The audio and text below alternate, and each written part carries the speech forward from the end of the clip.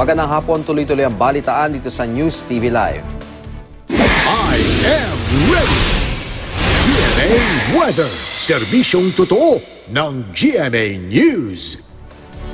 Nakataas ngayon ang thunderstorm advisory sa ilang bahagi ng Luzon at Mindanao ayon sa Pag-asa. Kabilang po dito ang mga bayan ng Magallanes at Maragondon sa Cavite, San Marcelino, Iba, Masinloc at Palawig sa Zambales at maging sa San Jose, Nueva Ecija at ilang bahagi ng Quezon Province. Inaasahan din ang thunderstorm sa Bulacan at Batangas. Ang biglang ulan na may pagkulog at pagkidlat sa mga nasabing lugar ay maaaring magpatuloy hanggang pasado alas 5 ng hapon. Apektado naman po ng thunderstorm ang ilang lugar sa Mindanao. Kabilang na po dyan ang Bukidnon, Misamis Occidental, Davao del Norte at Cotabato. Inaasahan naman ang mahina hanggang katamtamang ulan sa ilang bahagi ng Zamboanga del Sur, Misamis Oriental, Sarangani, Sultan Kudarat, Agusan del Sur at sa Sulu. Maging alerto po sa posibleng pagbaha. Yan ang latest mula sa GMA Weather.